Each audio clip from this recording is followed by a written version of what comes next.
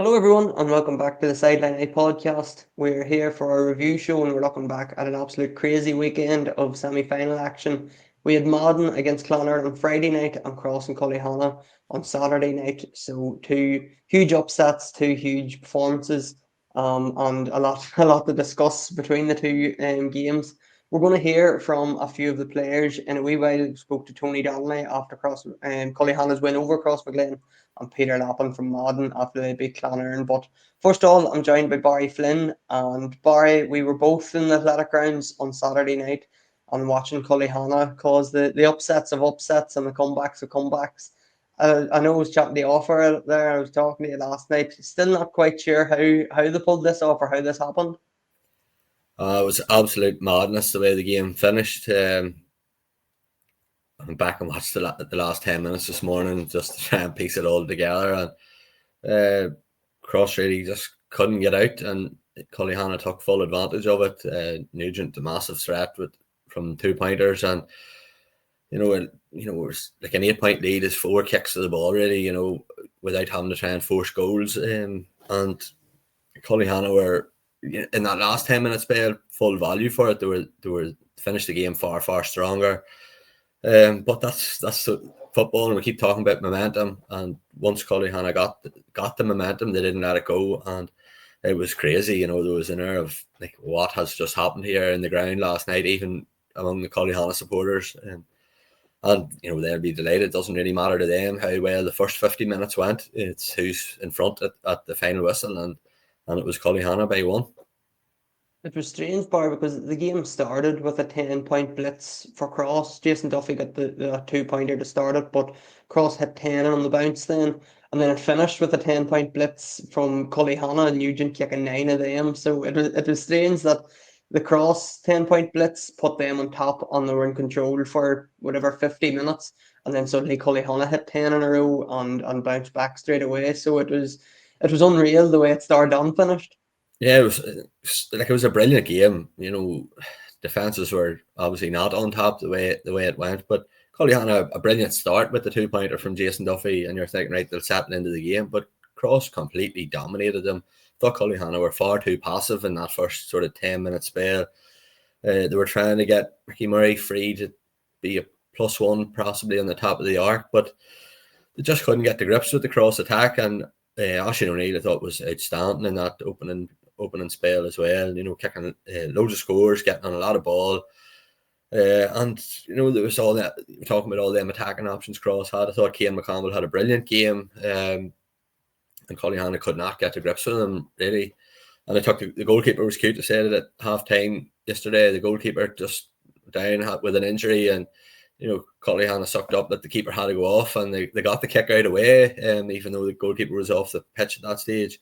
And that sort of settled them down into things, and they got going and got a few scores. But Cross were still dominant. They were 7 up at half time. I thought at half time, Cullyhanna were going to have to come out and get a few scores early on, and they did come out and get on the front foot, although they didn't trouble the scoreboard. And you're sort of thinking after that, they had 3 chances, didn't score, and Cross go down and get a couple of scores, and you think this game's going to edge away from Cullyhanna. Cross had weathered that storm. The goal probably sparked a wee bit of life, and they got a point just after that from Gavin Duffy to go. That was 4 in a row for Cullyhanna. But Cross go down and hit 4 or 3 maybe, and establish their lead again. It was just mental. And up to it's noting around after that third quarter, Cross started controlling the game a wee bit and had one phase of play. They brought it down one side, they brought it back out, and they eventually worked it out to the right hand side, and Cian came on the cut and hit the score to go to 23 points, and there was 9 minutes left at that point, and no one would have betted that Cross won't score again and Cullyhanna would win the game from that point. That felt like back to 9. There's only 9 minutes left. This game's up here, and after that the mayhem ensued. So crazy game, but brilliant to watch from a neutral point of view. And when you get that underdogs coming back story, that's what sports sort of built on, really. And Cullyhanna will be delighted. Who's that comeback story that It's been all too familiar for Cullyhanna this year. Barry, the come late back, and I've said this every week on the podcast. They just added a game to the list, but came back from a point down to beat Madden in the first round. They came from behind against the Oaks at half time, down at half time against Mullabone, down at half time against St. Peter's, down by 7 or 8 with a couple 10 minutes left against St. Peter's. They keep going back, they keep grinding out these wins. And I know I was chatting to Stephen Reel after the game, and he was just saying the character and the resolve in that changing room that they have, that you can't coach that. That's just something that is built into them. Really, from their intermediate win, they come through big games. That even their Ulster final, I remember against Ballyhaise, they were second best all over the field that day, but they came back to win it. So it's just something that's in that changing room that you can't coach, you can't teach that. It's just something they have, and they use it every opportunity they get. Yeah, and they are cool. You know, there's times where even when that lead started chipping away and maybe get to sort of the momentum of the whole thing, but there's maybe 5 minutes left and we're still 5 down. But they weren't like rushing. You see teams rushing the lump ball into the box and things like that. And they weren't doing that. They just played the way that they wanted to play. And there's obviously a lot of repetition in terms of, you know, we need to score. What do we do type of thing on the training ground, and they just kept going at. And it was the same in that intermediate run. You could see that they obviously worked on we're a point down with 2 minutes to go. How do we play this scenario type of thing? But it was really the momentum sort of shifted in that last 8 or 9 minutes, and they never let up. And even chatting or when Ross McQuillan was speaking on Armagh TV after, he wasn't very flustered. You know, you'd see players even. It was a few minutes after the final whistle. It was just calm and cool. And yeah, we got to win, but it doesn't really matter if we don't win the next one. And it's a great attitude to have. You know, Stephen Reil's Cullyhanna through and through, and has been there for a long while with them. And they've obviously built up a lot of experience through that time. And he'll not be getting carried away either. Some story, Brian, it maybe more to talk about when we get to the final, but I was just looking through that 2013 Cullyhanna team that got to the final for the first ever time. 12 years later, Stephen Reel, Kieran McKeever, Paddy McCreesh were all playing on that team. They're now the management team. Tony Donnelly was playing, Sean Connell was playing, Mickey Murray was playing. You know, there's a host of boys. There's others that I can't think of off the top of my head at the minute, but they have given some service to Cullyhanna, and in the next 2 weeks they're going to have to enjoy it. As Ross McQuillan said, they can't enjoy it if they don't go on and win it. But it's an unbelievable story. Those players that have give over 12 years of giving everything. Mm-hmm. Yeah, and it's not easy. Like, playing senior football has definitely, over that last 12 years has got a lot more serious. And I don't mean the teams wouldn't have took it serious before, but in terms of the training and the conditioning you have to do, and probably eating right and hydrating properly, and all the wee things that add up over time, and the science behind it all the training regimes and all has obviously improved. I know Cullyhanna don't leave a whole lot of stones unturned. Do a lot of work on their conditioning and stuff over that. Probably when they got relegated to intermediate, there was a lot of boys away travelling at that stage, and the county men were obviously missing them because the leagues are linked to the championships. I know it hurt them that they lost their senior status, but they bounced back in the best way that you can, and won in All Ireland. And they would see themselves as being, one of the top clubs in Armagh, and obviously they are. But I know that hurt them, and they went and sort of redrawn things and said, right, let's go and do things properly, and they are doing it properly. Obviously the backroom team haven't played, at the top end of Armagh football, albeit they missed out on winning the big one. Have a whole lot of experience, and Kieran McKeever has won an All Ireland inter-county title with Armagh. And I saw all those people I was talking very highly of Kieran and his coaching, and I know how well Kieran operates. Paddy McCreesh too, like Paddy's a school with me. He's a lad that breeds Cullyhanna and football as well, but he is a really calm fella. Them boys do not lose their rag on the sideline. Paddy's very measured, and I was chatting to him during the week, just by chance around him at a schools match, and but it was straight away going, what did you think when you straight across? What was this, and what about this player, and where were they going? And they were pulling information from everywhere they could, which is a great thing to do, and they obviously had them well prepared, that we get down the stretch, we turn the screw and see. And it did say, you know, you had to bring Cross to a place where they were under pressure.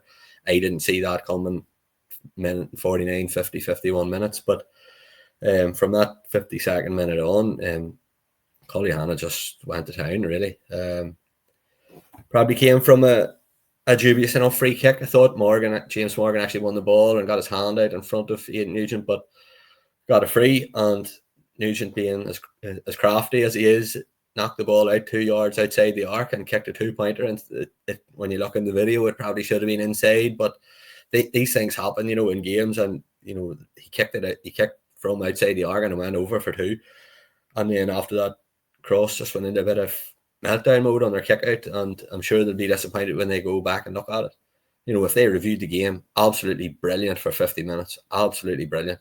Not much more they could have done, but that last 10 minutes was just a bit of a meltdown, and they'll be very, very disappointed.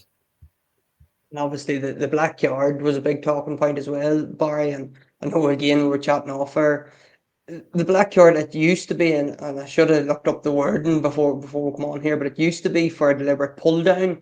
I think possibly that has changed, that it's more deliberate cynical foul, which is probably what Cian McConville done last night. He stopped Jason Duffy's run cynically, so it probably was a black yard. And then with other situations where Ashley O'Neill's 2-point score was touched by the keeper, so it reduced to 1.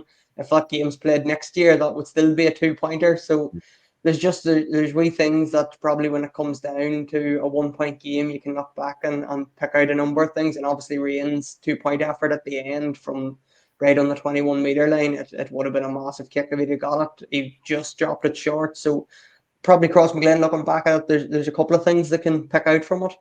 Yeah, and it's hard over the course of the game. There could be a mistake in the first minute, you know, and it is the same magnitude really, but even though it doesn't feel like it coming down the stretch. But Cian's did like put his hands around Jason Duffy and stop him going forward, and sometimes you see them not really giving, and it's a free and a tap and go, and the play moves on and nobody passes any remarks. But you know, when you go back to the letter of the law, you know, that's the way it was applied.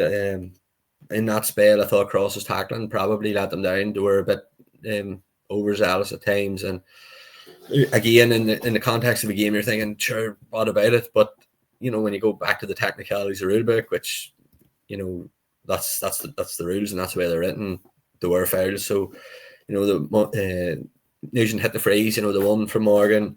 There was the next kick out went over the sideline, and Colley work another free and kick it, and then the next kick out, the keeper delays the ball and doesn't kick it out in time, and they get another 13-meter free and tap it over the bar, and you're going, there's 5 points in 2 minutes, and it's game on. And we were even chatting during the game going, this doesn't even feel like Colley are back in this, because Cross have been in so much control. But that's just the way it went, you know.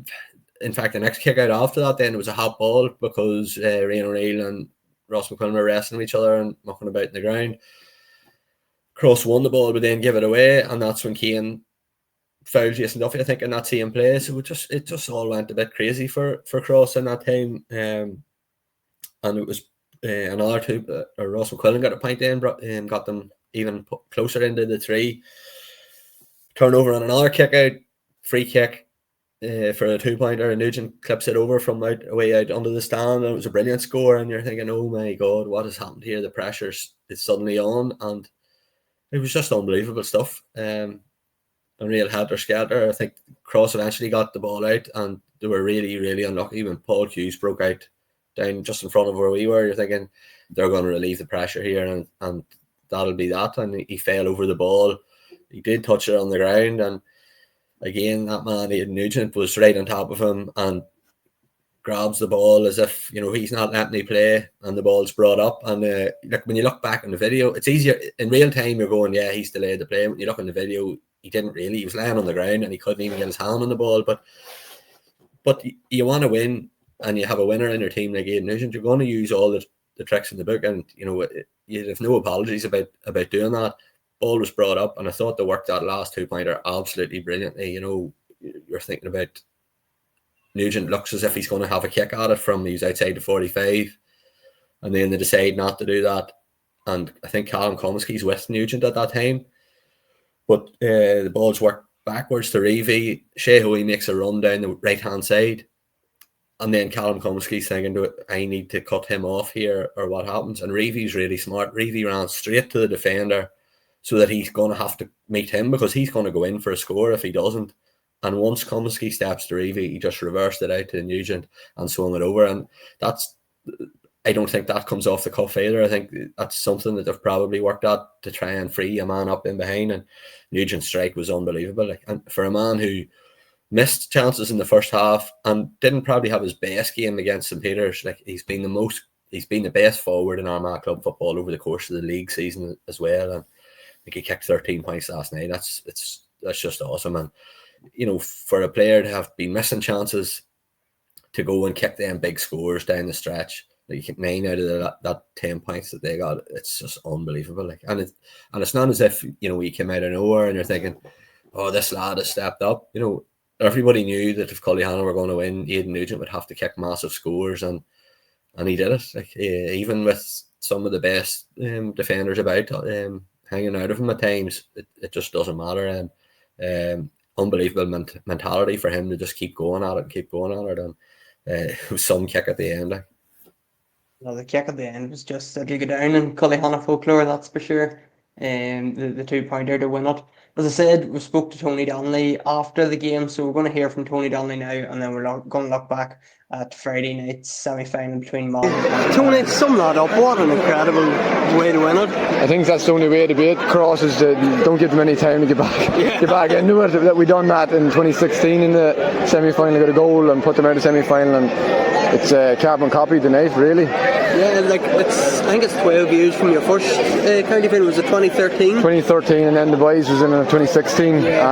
So 2016 was the last one. But from that 2013 team, there's still a huge amount of you still on that squad and still playing. Yeah, you have a few. You have the likes of Mickey Murray knocking about, Paddy Mackin. You have the management was all there playing. Now they are over us. Myself.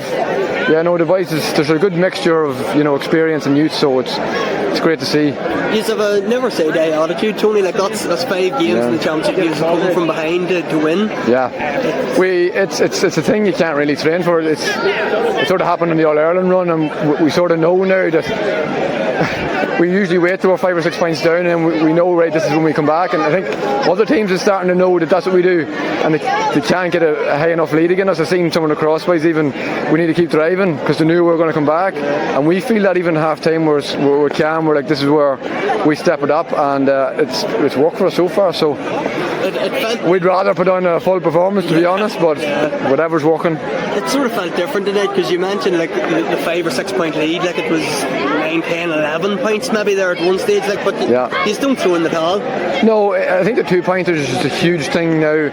Aidan Nugent, 2 or 3 frees for him and you're right back in the mix. Any other, if you don't have a lad like Aidan in your team, you're going to struggle. So it's great that you have marquee players like him. Ross was fantastic tonight. You had Jason was brilliant, and I thought everybody stepped up when we needed to come the last 10-15 minutes. And Madden now, in 2 weeks' time, he's obviously played. He started the championship campaign against Madden. Yeah, and we beat them by a point. Madden, I'll be honest, I never played Madden up until this year, so they're an exciting team. I've watched them there the last 2 or 3 years. They've always been top 2 teams, so they on merit are in the final with ourselves. So it's the makings of a great and exciting game. But looking forward to it now. Both teams chasing their first ever senior championships too. Yeah, so there's even more at stake. But somebody's going to be happy in the night, and I just hope it's us again.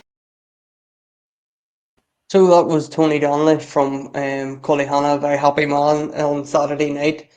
Madden and Clonard on Friday night. To be honest, coming into the semi-finals, I'd give Madden a better chance than Cullyhanna, to be honest, if I was going to tip one of the underdogs. They both obviously come through, but the way Madden attacked this game from the very first whistle, Niall Grimley got a point within 11 seconds, and their squeeze up on the kickouts, their intensity, their hunger around break balls, they were the team really going for this from the very first minute. Yeah, it's a great way to set a marker down. Win the throw up, run it down their throats and go 1-0 up, and then press the next kick out.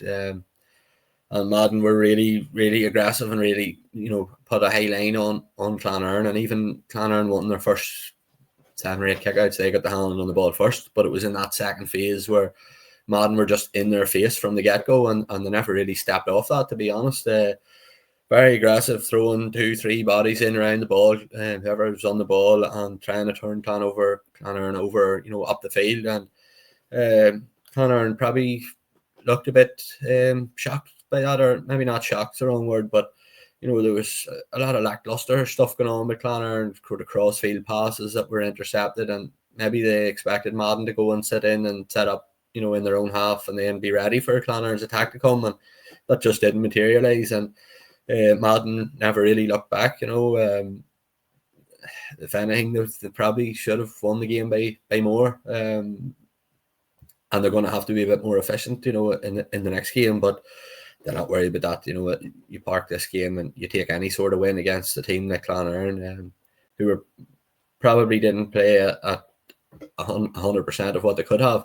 But a lot, that's not to take anything away from Madden. A lot of that is down to how Madden approached this game and got in their face and didn't allow them to get the ball to the right man that they normally get to and things like that. So very, very impressed with Madden. I was impressed anytime I've seen them in other games this year. Physically, they're all there.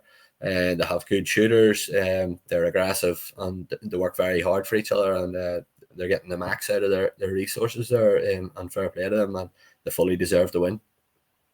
Probably in that first half, boy, I remember thinking, I think there were 6 points up at half time, and I remember thinking, like, are they gonna regret these missed chances, because they should have been 10 up at half time. That was how dominant they were. And really in the second half, Clonard just couldn't punish them. Clonard missed a few chances of their own, and Madden were always they were always 2 points, at least 2 points ahead, and they were just able to hold Clonard at arm's length. And then obviously Conor Grimley hits the last score of the day, and it's the final whistle after that. But in that second half, even when Clonard got on top, they just couldn't get back. If they'd have gotten level terms, maybe they could have changed the game. But again, that's going back to credit to Madden. They didn't let Clonard really punish them when they were on top. Yeah, and you said that they could have been further ahead. I thought they were a wee bit trigger happy in their shooting, and once they got a gap, they were having a shot, even though maybe it wasn't from the best angle and stuff like that. But then it was, when say about Aiden Nugent there a few minutes ago about, maybe miss a few chances, but you're still swinging, and Conor Grimley's the same. When the chance opens up, he's not going to go, oh, I missed 2 and turn it down. He had a couple of nice ones after missing a few, and that's a sign of a good player. They're not let things get to them. I thought Clonard did have that spell at the start of the second half for about 10 minutes where they got on a run and they got it back to 2, maybe 3 at that time, but they never really looked like closing it any further. They did have a big shout for a penalty. It's very hard to see on the video if he was inside or not inside. Turbot seemed to be pretty adamant that he was inside the box, but they didn't get it. There was a couple of other wee things, like I thought Madden had a lift ball in their own half at a stage where the referee deemed that he kept it off the ground. I'm not sure he did, but them things, there's swings and roundabouts over the course of a game, and they can't really, Clonard couldn't really look at that, and they couldn't really have many complaints. Madden, on the other hand, had goal chance themselves, probably right move and wrong man coming to the end of it, but they didn't get that. So there was goal chances on both sides, and both sides can look to misses and near misses, but I thought Madden definitely had a bigger share of that. It's funny, like Clonard maybe just didn't fire. Turbot missed a few, but he got a few scores sort of in a spell, and you're thinking, get the ball in his hands, because the other teams were at that cross in that first 10 minutes where Ashton O'Neill was hot, get him on the ball. Nugent that last 10, even Madden would be going, Conor Grimley's hit out 1 or 2 here, get him another ball, and I think Clonard just didn't get enough ball into Turbot. There was a lot of mistakes and turnovers for both sides, really, and it was fairly scrappy when you go. The combined score was 25. Both teams on Saturday evening nearly reached that on their own, so it wasn't a brilliant game by any stretch, but it was exciting because it was close, and Clonard were never out of it on the scoreboard, but they never looked like really, really closing the gap, and they probably needed the goal, and they made a great. I thought Conlon coming on was a good change for them, and he made a few plays, and he gave that pass for that cut, or the backdoor cut that Turbot had the goal chance.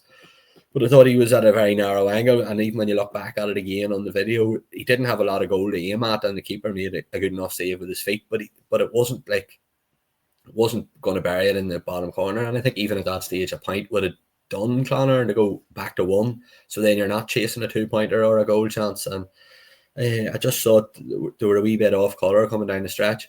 And I caveat that with your missing Barry McCambridge coming from the back. And I actually think Dan McCarthy is a massive miss for them. I was really, really impressed with him. He was organising them when we played them at the start of the groups, so even though it wasn't really a close game, but he was leading the charge in the forward line in terms of their shapes, even on kickouts and pressing and things. And I think they really missed him.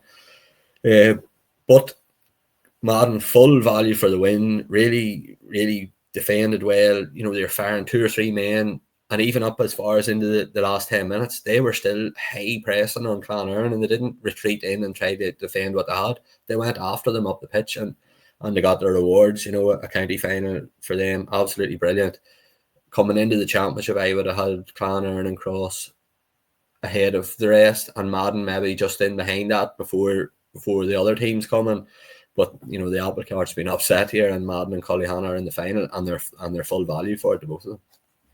And I suppose Madden, in that period, Barry, that we're chatting about in that second half, when maybe Clonard were on top, Madden's big men stood up then, because I remember now Grimley he was unbelievable in the first half. Sort of went out of it really in the second half, but there was a huge kick out that he caught at one stage, and it just relieved the pressure.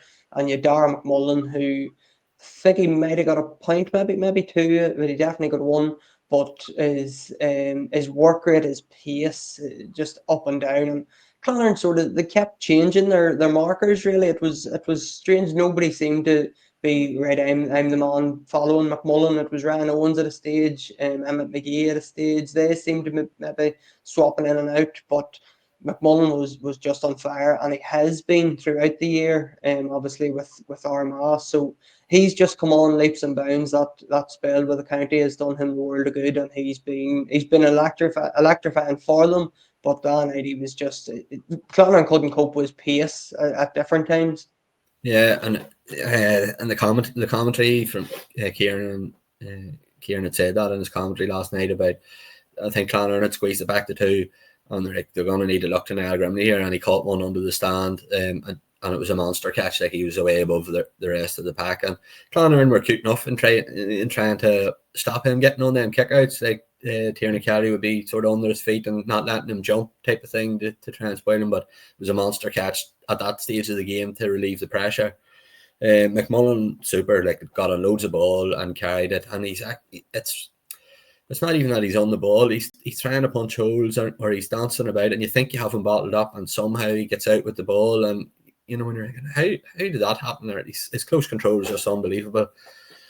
And you could see there's blueprints on sometimes on Madden sort of set plays where they'll run men inside to the full forward line, and a lot of teams are running the same type of plays. But on the commentary, Rory's saying maybe that they were leaving that pocket in around right corner forward slot and for space, but it looked to me like they were just pulling men inside and trying to get Dara like maybe 1v1 in the centre of the pitch to just try and burn a man, and they got joy out of that. But like, I remember him playing he started the National League final against Donegal kind of out of the blue for Armagh, and we were chatting to Blaine going, where did that come out of? And he was like, oh, that man's flying like that. He says, like, nobody wants to mark him at training out of the defenders. Like, they don't want to mark Dara McMullen, and I didn't really know. You don't know what's going on, and you know, that was a good insight into, you know, how well he was doing, and he's been absolutely brilliant for Armagh this year, and had his wee break in America. It's not everybody's a fan of, but he came back and has been leading the charge. And if they're going to have a say, he'd probably have a big say in how Man perform in the final, and Cullyhanna have to think about how they match up with that. But there's a couple of times he ran the ball down near the end into the corner and bring it back out and just kill a bit of momentum and a bit of the clock, and really mature performance from him. Made a couple of mistakes, a couple of rash shots I thought he hit, but you know, that's still a learning curve. Like, he's still a young fella. He wasn't on his own. You know, when you see the other forwards, Madden having to go in, he's probably thinking, well, sure, if you're going to have a go, I will too. So he's getting better. Like, and you'd be excited to see what he brings to Armagh next year as well, and he will keep getting better. He seems to be a grounded lad, and picking plenty of tips and tricks up, and it was just a mature performance from Madden. And they didn't get flustered even when it went to 2. It was like, right, calm down, and they were still creating threats up the other end, and they had good chances that they missed too. So they'll be absolutely delighted with how the game's panned out. Strange one, boy, that when we were talking about Cullyhanna, we were talking about their 2013 was their first ever senior county final appearance, on the amount of boys that they still have hanging around. We'll hear from Peter Lappin now. He was 11 in 1998, the last time Modern were playing in the senior championship final. Like Dara McMullen and Loda boys weren't even born. So it's a strange dynamic that Cullyhanna, they're certainly not used to it, but they've been there before. Modern, it's all new for this crop of players. Yeah, and I said last night at the end on Armagh TV, it can be not daunting, but you just can't let the occasion, overawe you. And Cullyhanna haven't been in a senior final in a while. Either some of them have, but they've been at intermediate, Ulster, and All Ireland finals, and they're really big games, and they have that sort of, right, this is what we do from semi-final to final, and some teams can try and cram in too much work, and at this stage are you going to get a whole lot fitter? Not really. So it's a balancing act. You probably need to push your subs and boys that haven't played a lot of game time in the games over the weekend, and get a bit of work into them early in this week. But the other boys that did play and managed any knocks and bumps and bruises to have, and then it's do your homework, and then how far out do you have your team meetings, and how do you push them emotional buttons as well as the physical and the tactical stuff, because that's it. I think in a final that's nearly as important, that you have people at the right pitch. Like last year in the intermediate final, if that game had been pulled for the win, I'd have been going, how do I get these boys back to, like, we were going down there and nobody was going to beat us, and it would have been really difficult to do. So them kind of things can throw you, and Cullyhanna have that wee edge. But Madden have Mark Hart is in there, like, he's been to the very top of the game, and obviously has a good pedigree as a coach and a manager, both at club and county at the top of the game, with Argyll and Tyrone, obviously. So I'm sure they'll not be found wanting for experience either. We're also joking about the fundraising and them kind of things that go on, and it is really important to engage your whole club in these big days, because you want to bring the youth with you, and then to see, we belong on this stage, and you want them to come and strive to be there. But it'll be, if either team didn't manage that properly, it could be tricky in the opening spell of the final. But at the end of the day, I hate people saying it's just another game, because it's not just another game. You hear that all the time. It's not just another game. It's a massive, massive game. It's the biggest game of their careers, arguably. Maybe Cullyhanna, because they went to Croke Park and stuff, is a wee bit different, but it is definitely going to be the biggest game in the club career of any of them Madden players. And you just got to go at it and be brave and treat it like that, and go, I'm going to give my absolute best performance that I can possibly give, because it's going to be a very special day for them. But if you don't win, you will remember, and the club might remember. You might go, oh, mine day were in a county final, but nobody else really will. And I don't think it adds pressure that it's their first for either club. But I don't see that. It's go and win it for yourself, and for your group. You can get carried away with doing it for people outside in the whole wider club. The most important people in them teams are the boys that are in the circle whenever they go to train, whether they're doing anything this morning or Monday or Tuesday or Wednesday night. They're the people that matter the most going into this, and they're the ones that are going to be able to deliver. So I was chatting to Stephen Ray last weekend at a under 10 tournament in Cullyhanna, and the first thing I said to him was, I'm so jealous that you are training this week, and when you're looking at teams and running after teams, and you get so invested in it, and you do miss it, and even turn off for a few days of no training and stuff. So he was laughing, and he was like, oh, I know, but he's got he didn't just have the extra 3 weeks; he's got another 2, and Madden will be thinking the same. It shortens the winter, as people say, and for their communities who Madden obviously have had a traumatic time in the last in the recent past. Who would begrudge them either? So it'll be a special day for both their communities, and I'm sure that the both clubs are very proud of their players and will do everything that they can to get them over the line. Yeah, it's a massive game to look forward to, a massive 2 weeks. I know I'll be busy. Never mind Cullyhannon and Madden clubs, but that's for 2 weeks' time. For now, this weekend it belongs to Cullyhannon and Madden, and their huge semi-final victories. As I mentioned at the start, I spoke to Peter Lappin after the Madden and Clonard game, so we're going to hear from Peter now, and then that's us, folks. We're going to be back hopefully with a few live shows. We have a few live shows lined up during the week, but to look forward to the junior and intermediate finals, but we'll share more over the next couple of days on our social media platforms. So thanks everybody for tuning in. Thanks for coming on, Barry, and giving us your thoughts. And thanks to Tony and Peter for coming on to the podcast as well, and giving us their thoughts on all the games. So thanks, Barry. I'll chat to you soon. No bother. Just to sum up, what was that like then? It's unreal. It hasn't happened in 27 years. You have to be proud of everybody in the squad and the team. The shift that they put in. It was difficult there. Clonard put us under immense pressure that second half, but the boys kept at it. They didn't let their heads down. We just chipped in a couple of scores at the end up there. Some big catches by Niall, by all accounts, D-Mac. The boys stood up. Years gone by, we would have probably folded heads down, but the management team have in place, we have a never say die attitude, This semi-final, it's sort of been the hurdle phase for a couple of years, but you've attacked it from the word goal there, now got a point after 11 seconds and you were ahead the rest of the game. Yeah, look, I don't think many people give us a chance against Clonard now, to be honest. I haven't really been reading much, but all I've heard is Clonard and this, Clonard and that. Clonard are a brilliant team, and they've set the pedestal over the last few years, and you have to look to them. And over the leagues, the league campaign, a draw, a 4-point defeat up there. It's always been tit and tat. We've always had the belief that we could do it, we could potentially do it, as long as we put our shoulder to the wheel and just always kept going and never said die attitude. And what age were you in 98? 98. Jesus, 11. I didn't even play for Madden at the time. Right? Yeah, only started playing for Madden when I was 14. So I wouldn't even remember the 98 final. No, I wasn't involved. So it's a complete new territory for me.